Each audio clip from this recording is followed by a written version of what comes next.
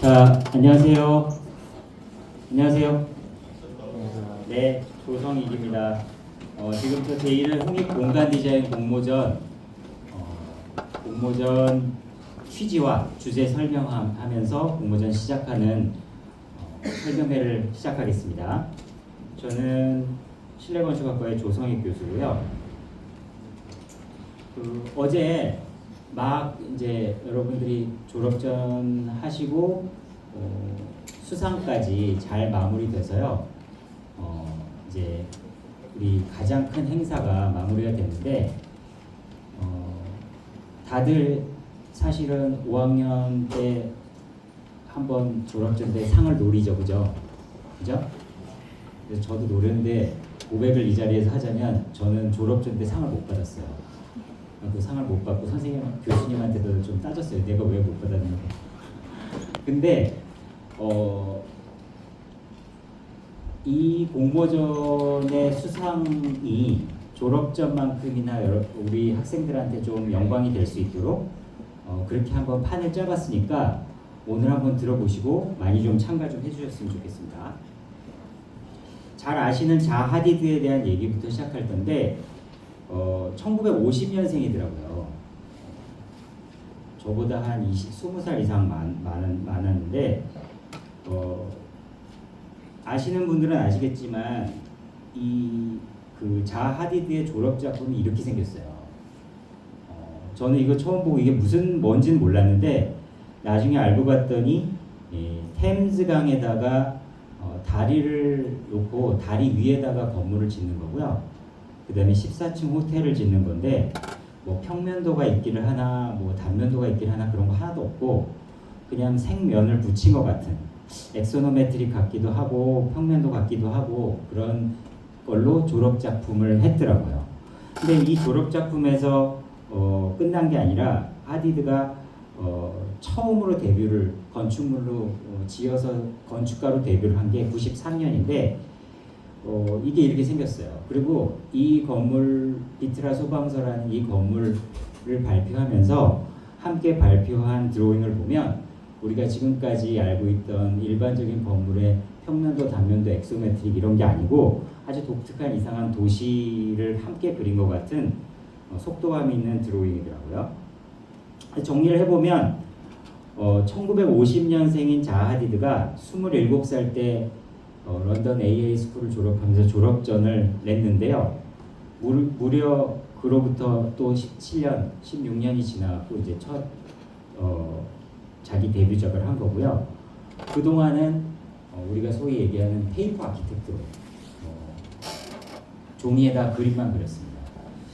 여러분 이제 쉽게 얘기하면 여러분한테 대입을 하면 여러분이 뭐 2, 3년 안에 지금 5학년 졸업을 한단 말이에요. 그 졸업전으로 이상한 그림 하나를 내서 졸업을 하고 그로부터 한 20년간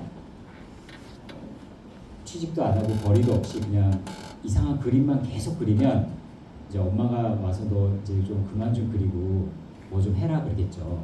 근데 이상하게 자하 하디드 엄마 아빠는 그런 얘기 안 하고 잘 북돋아 줬나 봐요, 자하 하디드를. 그래서 하디드는 이런 그림들을 계속 그리면서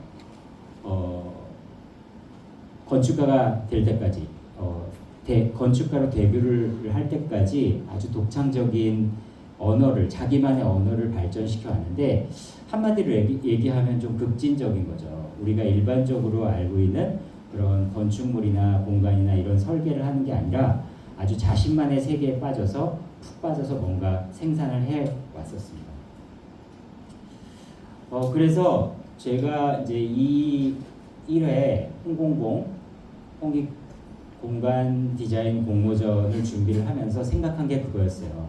여러분이 이제 1학년 때 기초적인 과정 배우고 2학년 때 보통 실내나 건축이나 다를 바 없이 주택 설계하고 갤러리 설계하고 오피스 설계하고 학교 설계하고 이렇게 스케일을 늘려나가면서 어떤 주어진 문제를 해결을 해나가잖아요. 지금 또 도시과에서도 왔는지 모르겠는데 도시과 같은 경우에는 법규를 분석하고 코드를 맞추고 용량을 제한하고 이제 이런 것들을 배워나가면서 이제 설계를 배우는데 그런 거 말고 좀 없나? 그러니까 문제를 해결하는 디자인 말고 뭔가 문제를 불러일으키고 혹은 여러분만의 세계에 빠져서 자기 세계를 표현하는 그런 방식의 프로젝트는 없을까? 우리도 이제 그런 걸 좀 해봐야 되지 않을까 하는 생각을 해서 제가 여러분이 해석이 더 많아질 수 있는, 더 폭넓게 해석을 할 수 있는 주제를 생각을 하기 시작했어요. 그래서 1회 우리 공모전 주제는 그림자입니다. 섀도우 앤 쉐이드겠죠. 조금 이제 설명을 드리면 제가 생각하는 최종적인 여러분의 제출물은 이런 거였으면 좋겠어요. 우선 제가 생각한 그림자의 얘기부터 할게요. 저는 최근에 모로코에 여행을 다녀왔는데요. 이게 이제 카스바라고 캐슬이거든요. 캐슬 성이에요. 타우리르트라는 캐슬에 갔더니 정말 집이 다닥다닥 붙어갖고 골목들이 재밌는데 그냥 골목을 재미있으라고 만든 게 아니라 이제 건물 사이를 좁혀서 서로 그림자로 열을 시키려고 한 거죠. 또 재밌는 거는 아주 연한 색 회벽을 발라서 남쪽에 있는 태양이 반사광을 만들어서 그렇게 아주 진한 그림자가 아니라 적절한 그레이의 그림자를 만들더라고요. 그러니까 적절한 회색의 그림자가 탄생을 할 수 있었던 게 이 카스바 타우리르트에서 배운 점입니다. 적절한 회색의 그림자, 뭐 이런 주제로 저는 만약에 1회 대해서 제가 참여를 한다면 해볼 것 같고요. 또 하나 여러분한테 좀 보여주고 싶은 게 인터넷에서 페이퍼 아키텍트라는 검색, 페이퍼 아키텍트 혹은 페이퍼 아키텍처로 검색을 하면 나오는 건축가들이 있습니다. 그들의 그림을 좀 살펴보셨으면 좋겠어요. 미하일 벨로프라고 하는 페이퍼 아키텍트는요, 이 도시의 그림자를 어떻게 그렸냐면 거대한 도시가 있는데 바깥쪽은 다 반사 유리로 된 건물이에요. 그리고 안쪽으로 들어가면 벽돌 건물들이 그림자를 들이는 거죠. 그러니까 벽돌의 텍스처가 안쪽에는 있고 그림자가 재료의 그림자 때문에 바깥쪽은 그림자가 없이 반사를 하는 이런 건물이었습니다. 제가 좀 좋아하는 페이퍼 아키텍트인데 알렉산더 브로드스키라고 있고요. 요분도 자기 상상 속에서 전혀 현실적으로는 있기 어려운 공간들을 그려내요. 지금 맨 왼쪽에 보시면 초고층 건물 사이에 아주 가벼운 돔이 하나 딱 끼어져 있거든요. 그래서 그 밑에 사람들이 이 공간감을 느끼면서 도시 한가운데서 장엄함을 경험하도록 하는 이런 장치를 만들어냈습니다. 완전히 어떻게 보면 개인적인 상상이죠. 이거는 제가 이걸 조사하면서 알아서 어떤 아티스트인지 좀 몰랐는데 좀 흥미롭더라고요. 실내의 그림자를 이렇게 여러 시간에 걸쳐서 추적하고 마치 그 안에 댄서가 안무를 하는 것을 보여주는 그림자가 사람과 함께 댄스를 하는 것 같은 그림자의 궤적을 만들어내는 예술가였어요. 이렇게 여러분들이 도시를 전공하던 건축을 전공하던 실내를 전공하던 여러분의 상상 속에서 그림자라는 화두를 가지고 무언가를 만들어내면 되고 그 제한은 없습니다. 그러니까 여러분의 상상에 달린 거죠. 그래서 이제 저만 설명하면은 좀 부족할 수 있을 것 같아서 심사위원 3분을 이제 선정을 했어요. 그래서 김영 교수님, 도시과의 김영 교수님, 그다음에 건축과의 정인총 교수님, 우리 실내과의 임미정 교수님 3분이 여러분들이 제출하는 제출물들을 이제 심사를 해주실 건데요. 그래서 제가 부탁을 드렸어요. 제 생각만으로 좀 짧으니까 각 교수님들은 만약에 이 과제를 교수님들이 하면 어떻게 생각하실 거냐, 누구를 참조하고 어떤 아이디어가 있으시냐, 이런 거를 여쭤봤거든요. 그래서 한 분씩 나오셔서 인사해 주시고 설명해 주시고 나면 제가 마무리 어떻게 우리가 이거를 진행을 할지 설명을 드리겠습니다.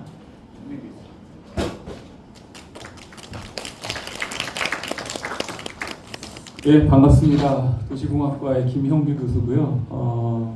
여기 오늘 참석하신 학생분들 구성이 정확히 어떻게 되는지 모르겠습니다만은 건축학 전공, 실내 건축학 전공 계신 분들은 아마 저를 많이 못 보셨거나 처음 보실 것 같습니다.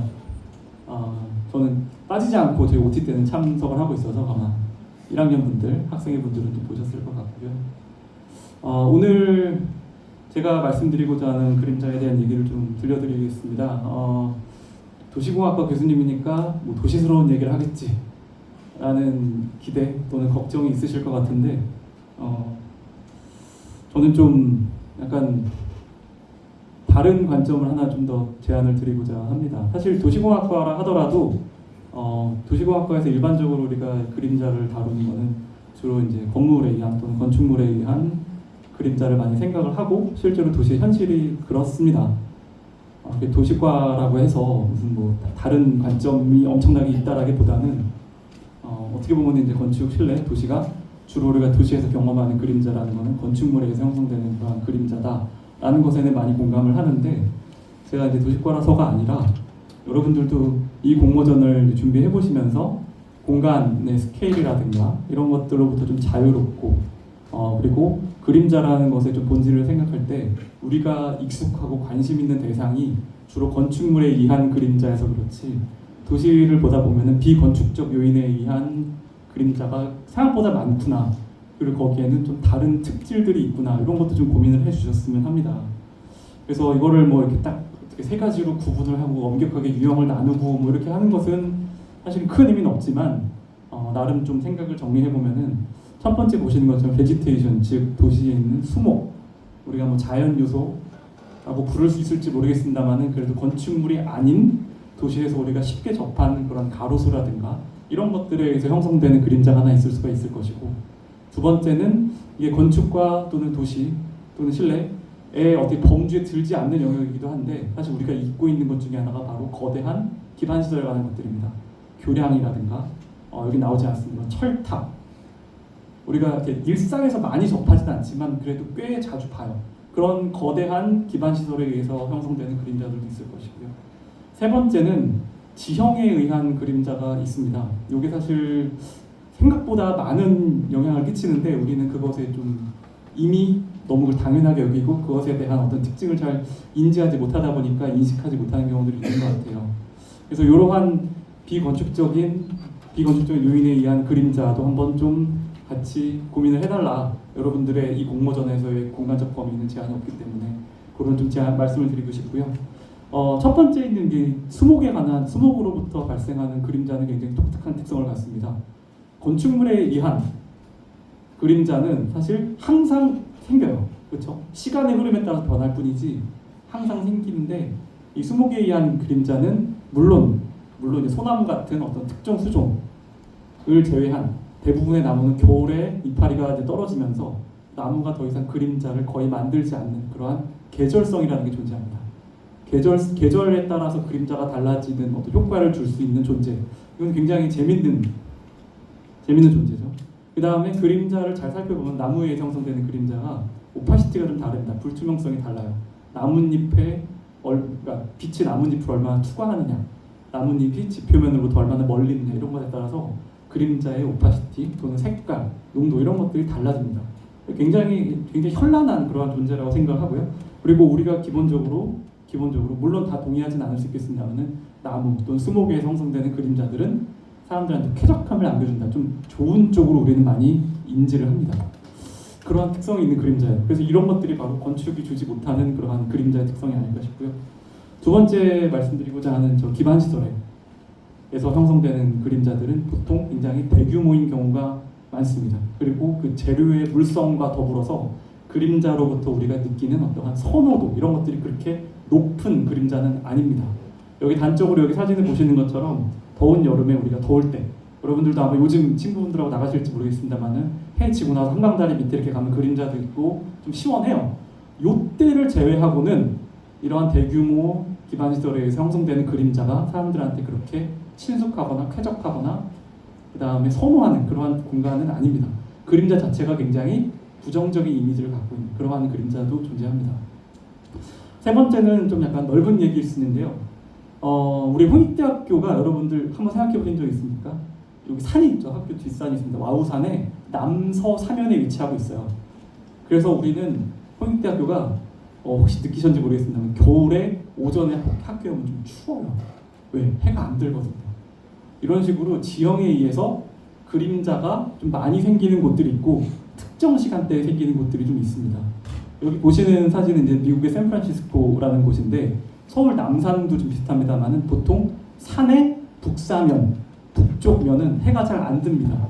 그래서 그림자가 굉장히 하루 중에 긴 시간을 차지를 해요.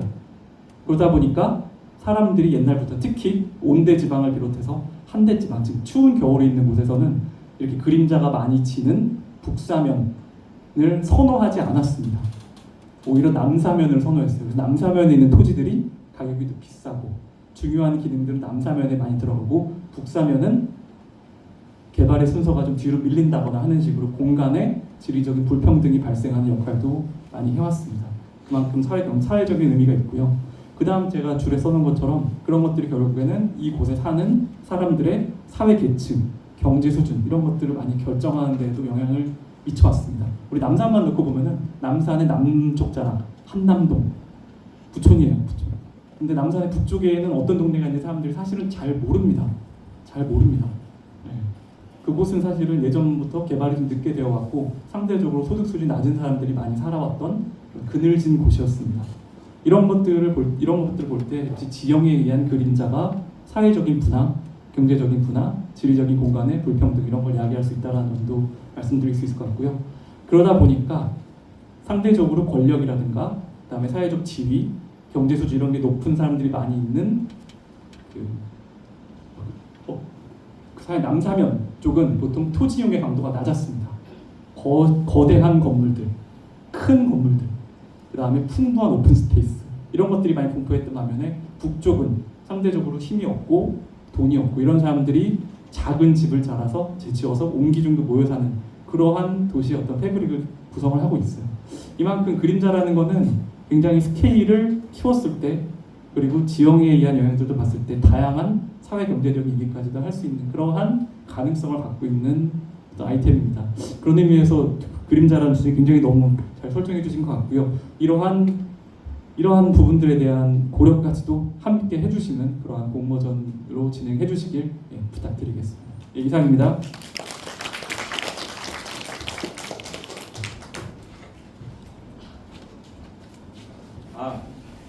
점점 재밌는데요. 다음은 정윤천 교수님이 광주과의 정윤천 교수님이 또 그림자를 어떻게 생각하시나 한번 얘기 들어보겠습니다. 오늘 아이디어가 많이 나올 것 같아요. 박수를 맞아주세요. 정학부의 정윤천입니다. 약간 저는 뽑아온 것 같아서 좀 짧게 설명을 드려야 되는데 일단은 시작을 해보겠습니다. 그림자에 대한 얘기고 사실은 이제 제가 좀 관심이 있는 좀 역사적인 컨텍스트를 좀 말씀을 드리면 좋을 것 같고 그 그림자라고 하는 부분이 이제 소위 우리가 알고 있는 단면과 되게 관계가 있다라는 부분을 좀 간략하게 말씀을 드리겠습니다. 상당히 긴 얘기인데 이미지들을 좀 준비했는데요. 이제 예전에 여러분들이 잘 역사 시간에 배우셨겠지만 이제 르네상스 시기에 사람들이 되게 좀 관심이 있었던 것 중에 하나가 사람들의 몸을 잘라서 들여다본 일이 있었어요. 그리고 이제 그런 것 자체를 지금 할 수 있는 하나의 그 공간인데요. 이게 아나토미컬 티어터라 그래서 이제 그 시기, 그러니까 르네상스 시기에 되게 많은 지역에 이제 이런 그 극장이죠. 극장들이 이제 많이 만들어졌고 지금 보시는 거는 한 1600년대, 17세기죠. 17세기의 이제 극장의 모습인데 간략하게 말씀드리면 상당히 독특한 행위고 그 다음에 사람들은 그냥 살아있는 사람을 잘라서 이제 들여다보기도 했고요. 그리고 이런 행위가 일어날 때 사실 여러 가지 좀 재밌는 일들이 있었는데 뒤쪽에는 도시의 모습을 이제 걸어놓고 이런 약간의 의식 같은 행위들이 있었고요. 당연히 이제 여기에 잘리는 사람들은 대부분 전쟁 포로라든지 어떻게 보면 좀 잘릴 수밖에 없는 사람들이 이제 저 위에도 잘렸고요. 그리고 사람들은 마치 우리가 극장에 가서 공연을 보듯이 이제 드레스업을 하고 저기 앉아서 이런 것들을 봤습니다. 사실 그리고 이제 조금 뭐 이 부분에 대해서 말씀을 이제 길게 드릴 수는 없으나 이제 약간 이런 거죠. 이전 이 시대 사람들은 사람들의 몸을 보면서 신의 뜻을 이해하기 시작했던 그런 어떤 시도라고 볼 수도 있고요. 왜냐하면 신이라고 하는 이제 어떤 신이 지배하는 사회였고, 그리고 우리 인간은 신의 창조물이기 때문에 잘라서 보면 신의 뜻을 알 수 있는 거죠. 약간의 그런 어떤 관계들이 있던 그런 이제 일들이 있었는데요. 실제로 이제 이런 몸을 들여다보는 행위, 지금 우리는 해부학이라고 얘기를 하지만 사실은 해부학은 근대 과학 이후의 용어고요. 이 시기에는 이게 해부학은 아니었죠. 어떻게 보면 과학의 영역은 아니었고, 뭐 예를 들어서 지금 화학이라고 하는 게 옛날에는 좀 뭐 약간 알케미라고 하는 좀 다른 영역이잖아요. 마법도 막 하던 시기였고, 이런 어떤 그 행위들이 이제 많은 사람들의 관심을 많은 사람들이 이제 관심이 있었고, 실제로 건축가들도 사람의 몸을 잘라서 이렇게 들여다보는 행위들을 많이 이제 보고, 그 다음에 그 안에서의 어떤 질서를 파악하기도 하고, 이제 이 그림은 이제 다빈치가 몸의 어떤 장기를 그린 모습입니다. 그리고 그 안에 이제 여러 가지 흥미로운 모습들을 보는데, 실제로 이 모습을 보다 보면 이제 우리는 이 안에서 빛과 그림자를 보게 됩니다. 그러니까 어떻게 보면 이 장기의 모습을 볼 수 있게 해주는 것은 빛이기도 하지만 그 안에 있는 이제 그림자, 그 다음에 그 안에 깊이들, 뭐 이런 것들이 이제 동시에 나타나기 시작을 하는 거죠. 그리고 이런 어떤 관심들은 이제 건축적인 관심으로 이제 넘어가기 시작을 합니다. 이건 미켈란젤로가 그린 이제 인간의 몸들의 스케치들인데요. 이게 약간 좀 화면이 좀 찌그러지긴 했는데, 이제 미켈란젤로도 몸에 대한 관심이 많고, 그 안에 근육들의 흐름과 몸의 움직임, 그리고 특히 미켈란젤로는 이제 인간의 몸 중에서 움직이는 몸을 되게 관심이 많이 있었고, 그런 것들이 이제 그의 건축에도 적용이 돼서 이런 건축과 몸과 이런 관계들이 나타나는 드로잉들을 상당히 많이 남겼습니다. 그리고 어떻게 보면 그런 인간의 몸을 잘라서 그 안에 보는 행위, 그 안에 빛과 그림자를 보는 행위, 그리고 그런 것들이 어떻게 보면 건축적인 관심과도 많이 연결이 돼 있었다라는 그런 점을 우리가 이제 알 수 있고요. 그리고 이제 이런 드로잉들이죠. 그래서 여러분들이 이건 뭐 좀 다른 얘기긴 하지만 나중에 좀 공부를 하시면 이제 미켈란젤로의 드로잉들을 보시면 인간의 몸이랑 그 다음에 건축이 같이 나타나는 드로잉들이 상당히 많이 있습니다. 그래서 그런 것들도 이제 어떻게 보면 우리가 예전부터 가지고 있었던 그런 관심과도 연결이 돼 있다라고 보시면 될 것 같고요. 어쨌든 저희는 이제 건축에 관심이 있으니까 이제 그 당시 비슷한 시기에 르네상스의 이제 건축가들이 만든 이제 그림들을 좀 보시면 이제 이런 그림들이 등장을 합니다. 그리고 이 자체도 우리가 지금은 그냥 평면, 단면 이렇게 이야기를 하지만 사실 이거는 평면, 단면은 아닙니다. 그러니까 우리가 지금 평면, 단면이라고 하는 것들은 정말 18세기 이후에 나온 그런 개념들이고요. 이 시기에는 어쨌든 자르는 거에 관심이 있었습니다. 건물도 이렇게 잘라가지고 그 안에 이제 빛과 그림자와 그 다음에 그 깊이를 보는 그런 관심이었고요. 이거는 팔라디오의 어떤 스케치고, 뭐 이거는 뭐 나중에 역사 시간에 배우시면 될 거지만 어쨌든 그 사람이 생각했던 이상적인 빌라의 모습 중에 하나인데 잘라서 보는 거죠. 이렇게. 그리고 또 다른 뭐 이제 스카모치라고 하는 건축가도 이런 이제 그림들을 남깁니다. 이것도 앞에 그림보다 훨씬 더 이제 우리가 이 사람들의 관심을 볼 수가 있죠. 빛이 움직이는 것, 그리고 빛이 어떻게 움직이는지에 따라서 그림자가 어떻게 만들어지는데 대한 관심, 그리고 그 자체가 우리는 약간 섹션 같지만 이 자체는 섹션이 아닌 하나의 깊이를 만들어내는, 깊이를 보여주는 그런 어떤 그림이었다라고 이제 이해를 하시면 될 것 같고요. 그리고 이제 조금 이제 뭐 이 시기에 있었던 많은 건축가들이 지금 뭐 스카모치도 나오고 팔라디오도 나오고 지금 이제 발바로라는 사람이 나왔는데 다 서로 알고 지내던 같은 시기에 같은 했던 사람들인데, 르네상스 시기는 여러분들이 아마 배우셨겠지만 고전에 대한 관심이 많았고 대부분 다 비트루비우스를 열심히 봤는데, 실제로 그들이 썼던 용어들이 이제 왼쪽에 제가 라틴으로 적어놓은 용어들이에요. 그게 올소그래피아, 이크노그래피아, 그다음에 시오그래피아, 그다음에 스키노그래피아 이런 단어들을 썼어요. 그리고 그게 결과적으로 뜻하는 의미는 오르토그래피아는 프로파일이라는 뜻이고요. 여러분들 프로파일 뭐 사진을 찍는다라고 이렇게 보시죠. 파사드에 대한 얼굴에 대한 사진이고요. 그다음에 이크노그래피아는 풋프린트라는 뜻이에요. 발자국이라는 뜻입니다. 그러니까 우리가 나중에는 이게 18세기 이후에는 플랜이라고 이제 그냥 넘어가기 시작하는데요. 사실은 그 당시에 사람들은 발자국을 그린 거예요. 그리고 시오그래피아는 이제 그림자를 그리는 작업이었습니다. 그래서 17세기까지는 대부분의 건축가들은 다 오르토그래피아, 그다음에 시오그래피아, 그다음에 이크노그래피아라고 하는 생각으로 앞에 보여드렸던 그림들을 그린 거고, 그다음에 오늘의 주제인 이 섀도우는 어떻게 보면 되게 중요한 건축가가 보여주고자 하는 작업이었고요. 그 자체가 이후에 이제 섹션이라고 하는 소위 우리가 아직까지도 그리고 있는 단어로 정리되면서 지금 플랜, 엘리베이션, 섹션 이렇게 정리가 되기 시작합니다. 근데 이제 이 상황에서 되게 많은 또 다른 일들이 있는데 이 발바로라고 하는 사람이 이 시오그래피아라고 하는 단어를 이제 잘못 번역을 하기 시작해요. 그러니까 비트루기우스를 다시 번역을 하면서 시오그래피아를 그 밑에 있는 스키노그래피아로 번역을 잘못합니다. 실수로. 그렇게 되면서 어느 순간 소위 투시도라고 하는 단어, 퍼스펙티브라고 하는 단어가 건축에 들어오기 시작을 해요. 근데 이제 이런 상황에서 어떻게 보면 이 퍼스펙티브는 되게 중요하잖아요. 여러분들이 아직까지 그리기도 하고 액션도 그리고 퍼스펙티브도 그리는데 실제로 이 시기 사람들은 퍼스펙티브에는 별 관심은 없었습니다. 사실 건축가들은 퍼스펙티브들은 주로 화가들의 작업이었고 건축가들은 섀도우나 섹션에 대한 어떤 관심이 더 많았던 그런 어떤 시기인데 한 사람의 어떤 잘못된 번역으로 이제 여러분들이 지금까지 퍼스펙티브를 그리기 시작하고 있고요. 그 이후에는 이제 이게 그냥 고정이 돼버린 거죠. 어떻게 보면 그런 어떤 스릴이 있다고 말씀을 드리고 그런 어떤 스토리가 소위 예전에 제가 저번 달에 어떻게 하다가 투시도에 대한 짧은 한 페이지 글을 쓰게 됐는데 나중에 한번 읽어보시면 이런 스토리가 잠깐 있고요. 그리고 이제 이런 소위 테아트로 올림피코라고 하는 이런 작업까지도 연결이 됩니다.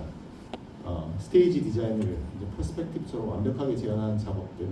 그래서 이런 어떤 차이점들이 있다는 것도 이제 보시면 될 것 같고, 어쨌든 중요한 거는 시오그래피아라고 하는 소위 섀도우라고 하는 작업, 그리고 우리는 빛에 대해서는 되게 관심은 많나, 그것도 약간 역사적인 이유가 있긴 한데 그 부분 제가 다음에 좀 설명을 드릴 기회가 있으면 좋을 것 같고, 어쨌든 빛과 섀도우는 동시에 존재했고 그 자체가 건축가들에게 되게 중요한 관심이었다.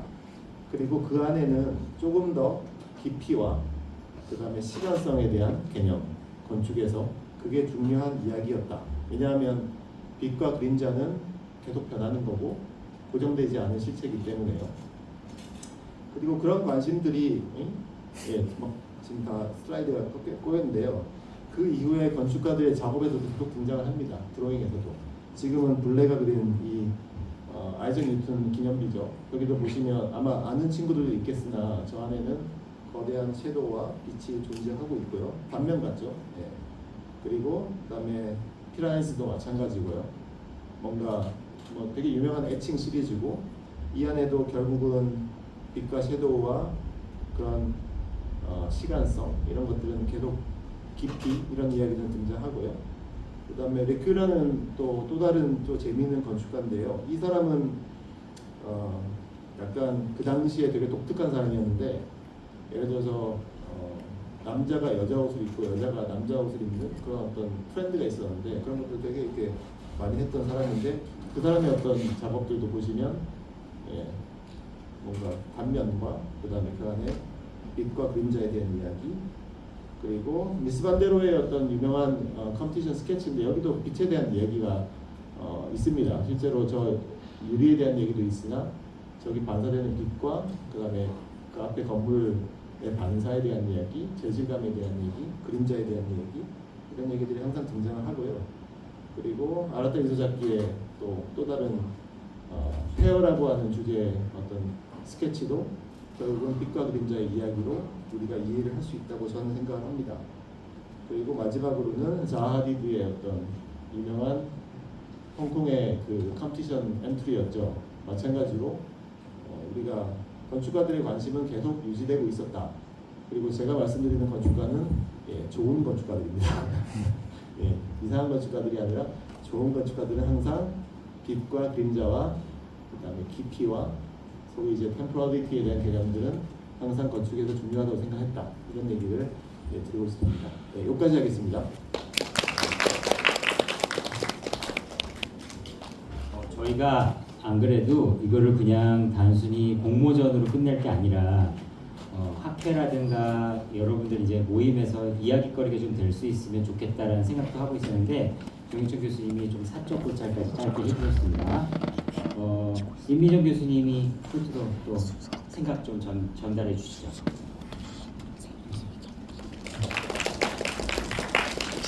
안녕하세요. 실내건축학과 임미정입니다. 반갑습니다.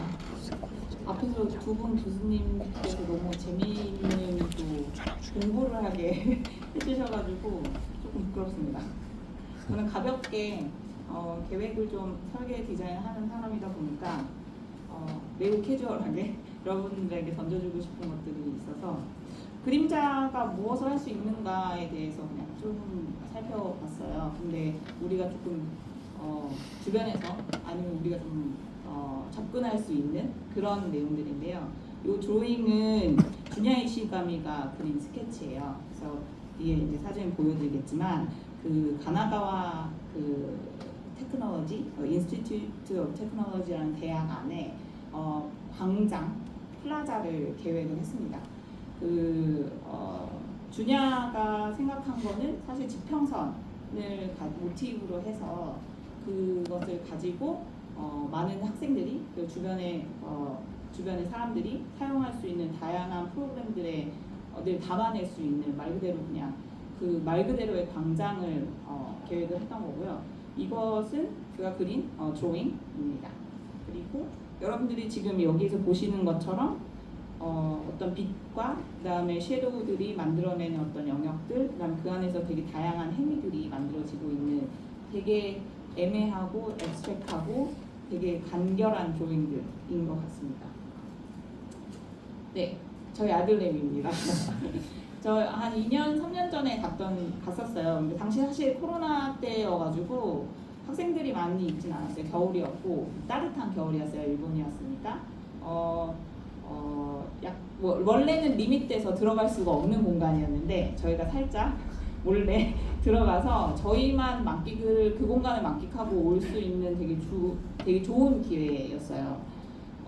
엄마가 사진 찍어줄 테니까 여기 서라고 얘기하지 않았음에도 불구하고 그냥 저 자리에 되게 자연스럽게 지금 여기엔 누나는 없지만 서서 포즈를 취하더라고요. 그거 한참 정말 재밌게 놀았었는데 여러분들하고 공유하고 싶었던 굳이 저희 아이의 얼굴을 공개하는 이유는 이러한 공간이 만들어내는 힘이라고 좀 생각이 들었거든요. 설명하지 않아도 빛과 그림자, 이 공간성이 만들어내는 것들이 이 공간을 사용하는 사람들로 하여금 어떠한 행위를 할 수 있게 자연스럽게 만들어낼 수 있는가 이런 내용들을 같이 얘기하고 싶었습니다. 그래서 만약에 기회가 되신다면 도쿄에서 별로 멀진 않거든요. 그래서 한번 방문해보셔도 좋을 것 같습니다. 두 번째는 제가 사실 한 17년에 했던 프로젝트예요. 그래서 아름지기라는 문화재단이 있고 그 갤러리가 있어요.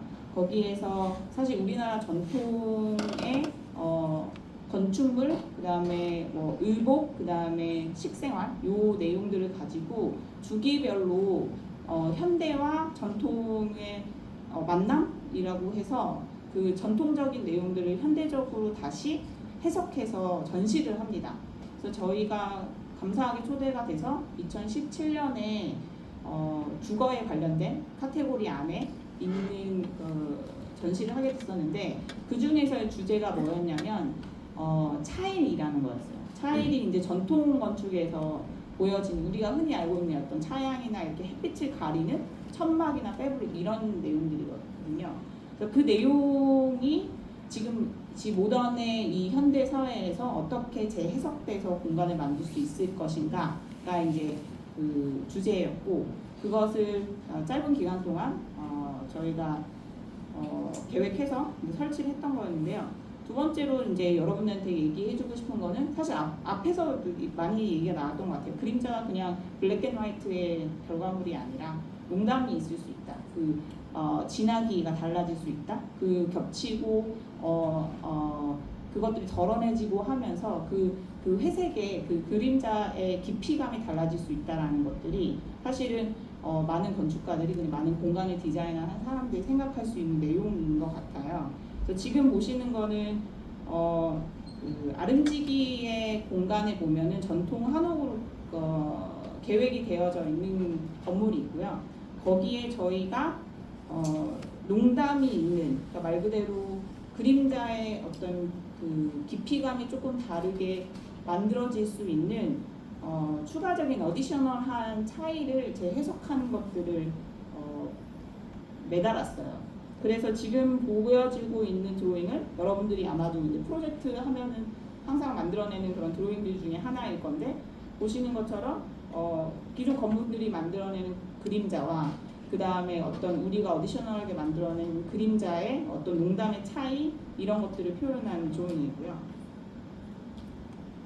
그래서 실제로 저희가 작업을 했던 내용입니다. 사실은 여러 가지가 있긴 한데 어떤 내용이었냐면, 저희가 그 노방이라는 한복의 패브릭을 3차원으로 만들었어요. 그래서 기존에 우리가 알고 있는 차일이라는 것들이 하나의 한 면으로만 햇빛을 가리는 거였다면, 저희가 얘를 3차원의 어떤 두께감이 있는 패브릭의 스트럭처로 만들고, 그것들을 지금 이렇게 석가래의 익스텐션을 만들어서 거기에 이렇게 매달아서 어떤 공간감을 형성을 하고자 했었고요.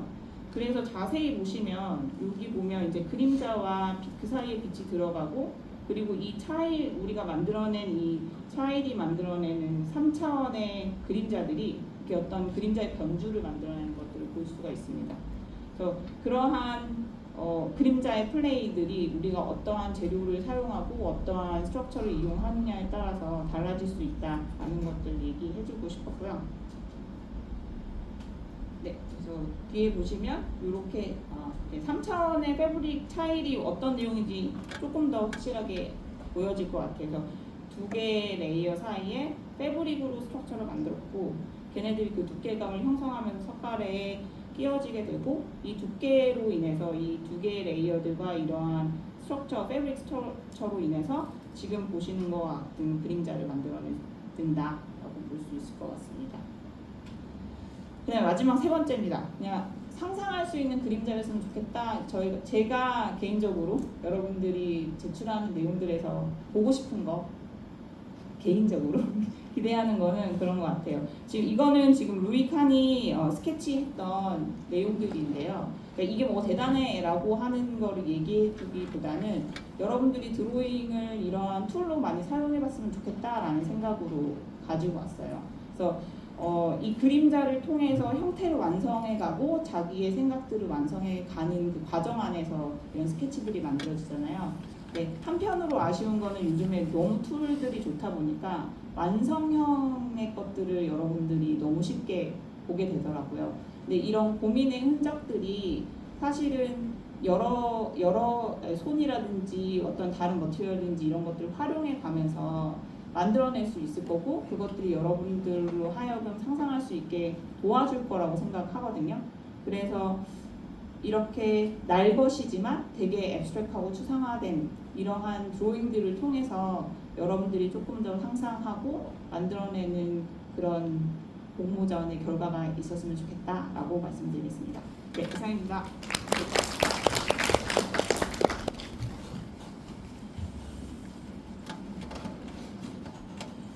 네, 그래서 이렇게 준비가 됐고요.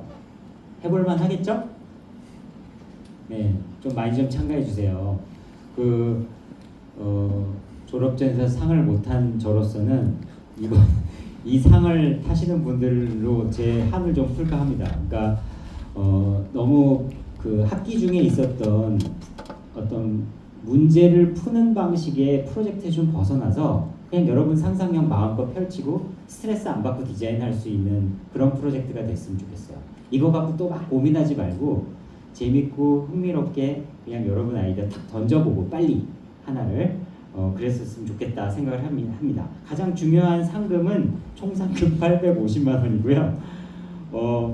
영광스럽게도 여러분 선배님이신 화강 서상호 선생님께서 동문 장학금 300만 원을 매해 주세요. 그러니까 아예 1억을 쾌척하셔서 그 운용비로만 여러분한테 이제 매해 상금을 드릴 수 있어서 학장님 지시로 이걸 만들게 된 이유도 그겁니다.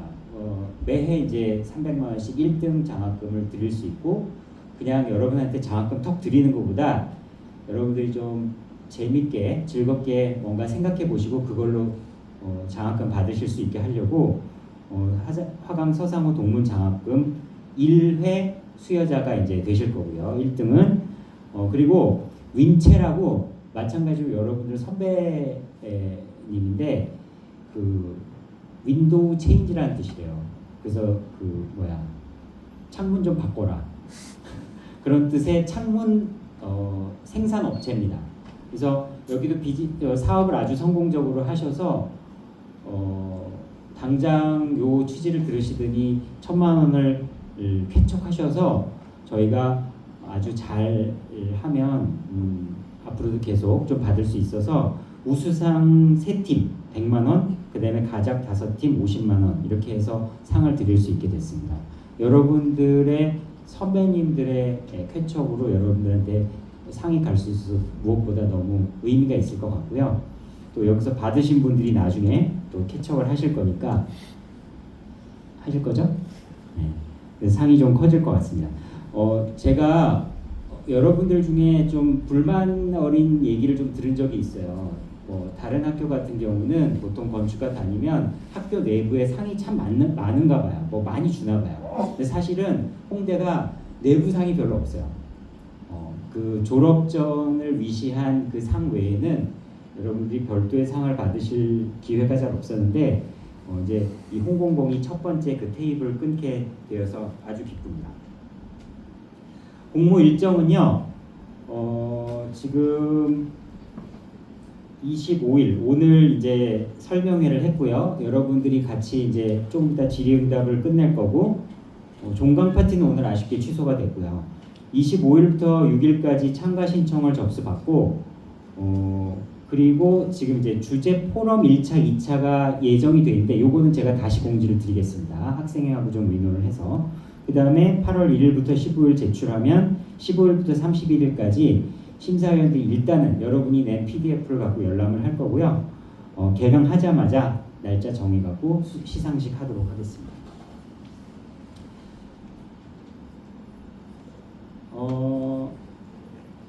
이상한 룰을 하나 제가 좀 생각을 했는데 38룰이라 그래서 한 팀당 3인 이하일 것, 그 다음에 3인의 학년 합이 8학년 이하일 것이라는 38룰을 정했습니다. 이유는 뭐냐면 여러분들이 요 프로젝트, 요번 하는 이 홍공공만큼은 학년들을 좀 같이 섞었으면 좋겠어요. 일부러라도 저학년들도 좀 고학년들 너무 고학년들끼리 하지 말고 저학년들하고 같이 이 얘기 저 얘기 해가면서 재밌게 해보라는 의미입니다. 특히 지금 이 프로젝트는 렌더링 잘한다고 저희가 뽑아드릴 거 아니고요. 도면 좋다고 뽑아드릴 거 아니라서 1학년, 2학년도 얼마든지 이 화강 대상을 타실 수 있도록 저희가 심사위원들하고 얘기를 해놨어요. 그러니까 결국은 누가 남들보다 다른 독창적인 아이디어를 내느냐, 그리고 그걸 내기 위해서 그냥 고인물들끼리 4학년, 5학년들끼리 그렇게 짝짝꿍해서 하지 말고 1학년 아이들 좀 들어보고 해서 후배들하고 좀 친해지는 계기를 마련해라 이겁니다. 그 시다 마스터 관계로만 너무 우리 살아왔어요. 우리 건축가가. 그래서 동등한 입장에서 아이디어 냈으면 좋겠습니다. 그래서 예를 들면 1, 2, 5학년 8 이하고요. 3, 4, 2를 해서 7학년이니까 가능하고요. 2학년 저학년 3명이 모여서 하는 것도 가능합니다. 작품 제출 마감 설명드렸고 제출물은 PDF로 20매 이내로 제출을 해주는데 포맷은 자유입니다. 뭘 하셔도 돼요. 다만 저희가 요거를 개강하고 나서 여러분들 작품을 웬만하면 전부 전시를 하려고 그러는데요. 드로잉 판넬이랑 모형 둘 중에 하나는, 둘 다 있어도 좋고요. 둘 중에 하나는 있어서 전시가 가능하게는 됐으면 좋겠어요. 그래서 저희가 출력해서 몇월 며칠까지 갖고 와라 그러면 갖고 오실 수 있게 PDF 안에 적어도 둘 중에 하나는 요런 제출물입니다 하고 그러니까 최종 전시물은 요렇습니다 하고 넣을 수 있게 해주시면 됩니다. 그 외에는 여러분이 아무렇게나 자유, 손으로 그리셔도 되고 렌더링 하셔도 되고 뭐 발로 그리셔도 되고 뭐 뒹굴르셔도 되고 아무거나 여러분이 하시고 싶은 대로 하시면 될 것 같고요. 제출은 제 이메일 성익.cho 홍익.ac.kr 그 다음에 수상작은 지금 앞에 설명해 주신 세 분의 심사위원과 제가 함께 심사를 할 예정이고요. 장학금이 12월에 지급돼요. 화강 장학금이 거기에 운용 시간이 필요해서 그래서 겨울방학에 지급되는 좀 양해를 해주시고요. 그렇습니다. 그렇게 진행하겠습니다. 자, 그러면 이상으로 설명을 마치고요. 질문 있으면은 질문 받겠습니다. 궁금하신 점 있으시면 말씀 주세요. 손 들고.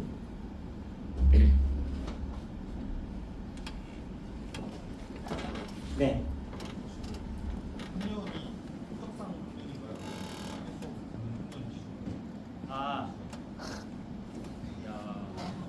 첫 질문부터 대답을 준비를 안 했어. 어떻게 하죠? 설계 수업이 네, 설계 수업으로 할게요. 그리고 네, 설계 수업으로 할게요. 설계 수업 기준으로. 네, 좋은 질문입니다. 또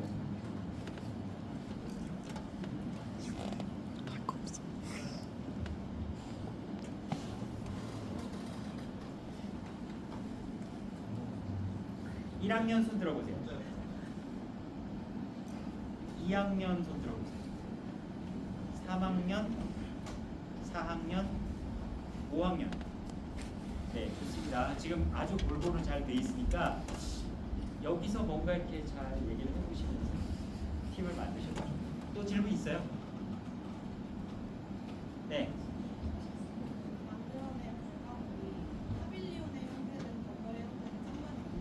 아무 상관없습니다. 다만 공간하고는 좀 관련이 있었으면 좋겠어요. 그러니까 도시 스케일도 좋고요. 뭐 도시 계획을 하셔도 좋고 건축 계획을 하셔도 좋고 실내 공간 계획, 뭐 생체 계획, 가구 계획 다 괜찮은데 뭐 프로덕트 디자인이나 이런 건 좀 아니었으면 좋겠어요. 뭐 금기는 아닙니다. 다만 우리가 홍보공이잖아요. 홍이 공간 디자인 공모전이니까 어떻게든 공간하고는 좀 연관관계가 있게 뭐 그렇게 시를 쓰신다거나 그런 건 좀 삼가해 주시고 여하튼 디자인으로 나오는 거 그다음에 공간하고 어떤 식으로도 결부가 좀 돼 있는 거 이렇게만 생각해 주시면은 그 외에는 여러분들이 마음껏 자유롭게 뭐 디테일 하나를 풀으셔도 되고 뭐 가구 서랍 디자인 하나 하셔도 되고 섀도우라는 그 범주 안에서 키워드 안에서 여러분들이 마음껏 해석할 수 있습니다. 또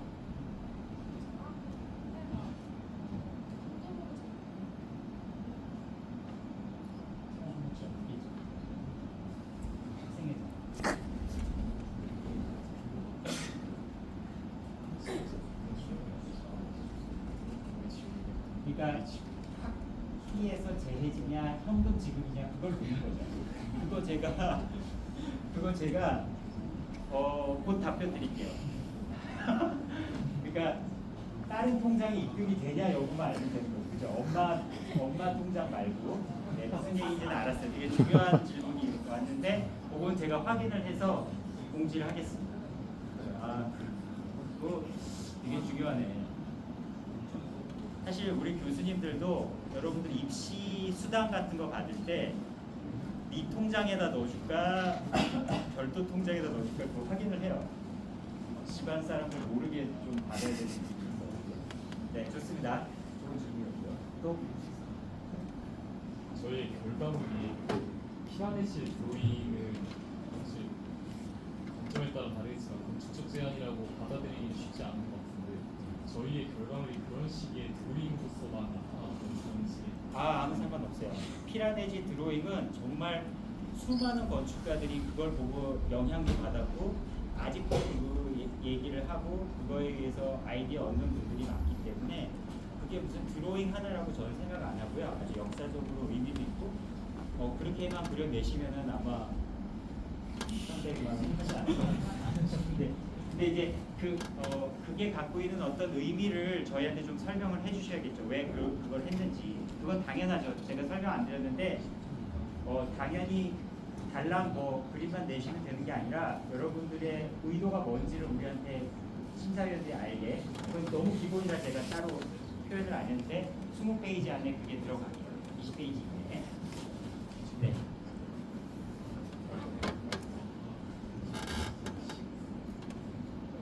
네. 모형 안내 포함이나 모형은 실물 제작 촬영을 한 걸 해야 되는지 아니면 네. 그래서 저희가 그걸 볼 수 있게, 그러니까 예를 들면 모형을 저희가 전시를 한다고 했을 때, 갖고 오세요 했을 때 갖고 올 수 있게, 그죠? 그게 실물이 있어야 되고 당연히 실물을 사진을 촬영해서 넣으시면 저희가 요거 좀 의미가 있다 이렇게 알 수 있겠죠. 또 네. 참여하실 분 반반인데 저 동기부여를 좀 해드릴게요. 앞서도 말씀드렸지만 이 상을 1회 대회 상을 받는 것도 중요한데 저는 좀 오래 가져가려고 해요. 어차피 지금 여러분 동문들이 지금 일반적인 장학금이 아니라 이런 식으로 운영을 한다고 했더니 꽤 장학금을 주시겠다는 분들도 많아요. 그래갖고 저는 지금 아예 장기적으로 올해 윈체 장학금이 나간 것처럼 좀 다른 회사들도 들쑤셔갖고 약간 프로야구처럼 신한은행 리그 이런 식으로 만들려고 그러거든요. 그래서 아마 잘 계획대로 된다면 1회대만 우리가 잘 한다면 아마 홍익대학교 건축도시대학의 꽤 중요한 상이 될 거라고 저는 생각을 해요. 역사도 쌓여가면서 이 상을 받는 사람은 또 졸업 전 상을 받는 사람들과는 다른 결로 좋은 커리어를 쌓는데 밑거름이 될 거고, 또 이 토론을 통해서 이렇게 페이퍼 아키텍트적인 토론을 통해서 여러분들의 사고도 좀 넓어졌으면 좋겠고 그런 생각이 있습니다. 그래서 많이 참여를 해주시는데요. 다시 한번 동기부여를 해드리면 너무 오래 생각한다고 나오는 거 아니거든요. 그리고 지금 학기가 끝나고 좀 놀아야 돼요. 그래서 노는 것도 중요하니까 오늘 내일 이렇게 좀 괜찮은 후배들, 선배들하고 잘 짝짓기를 하셔서 팀 만들어 놓으시고요. 날짜 딱 정해서 좀 쉬다가 어느 날 어디 여행을 같이 한번 가신다던가 어디 좀 좋은 카페 같은 거 하나 잡아갖고 순식간에 휘리릭 각자 아이디어 갖고 와서 한 서너 번 만나서 그렇게 해서 결과물 내시는 아주 가벼운 마음으로 저는 꼭 하셨으면 좋겠습니다. 그래서 지금 약간 할까 말까 좀 어렵다 아니면 날도 더운데 서핑이나 가자 그러시는 분들 가벼운 마음으로 서핑 가서 그림자를 이렇게 보시다가 하나 드로잉해서 내셔도 좋습니다. 그래서 그렇게 많이들 참가해 주시기 바랍니다. 심사위원 세 분께 감사드리고요. 더 궁금한 점 있으면 제 이메일로 보내주세요. 고맙습니다.